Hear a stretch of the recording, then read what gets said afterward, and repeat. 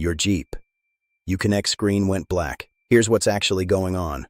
There are 4 reasons this happens. 1 - a software glitch. The system crashed. A reset might be all you need. 2 - delamination. The layers inside the screen have separated. This is the most common hardware cause, especially in 2015 to 2020 Jeeps. 3 - a blown fuse. Worth checking before anything else. 4 - head unit failure. Less common, but it happens. Before you do anything else, try a soft reset. Put the Jeep in park, ignition on, press and hold the volume knob and the tuner knob at the same time. Hold for 10 to 20 seconds, let the screen reboot. If the screen comes back, you're done. If it doesn't, the issue is hardware. If the reset didn't work and the fuse is fine, the display assembly has most likely failed.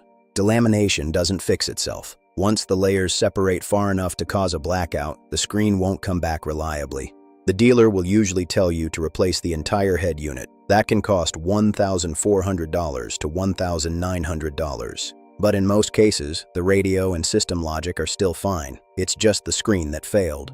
You can replace the screen assembly on its own. No dealer programming needed. Jeep Uconnect screen replacements by model and year at qscreens.com.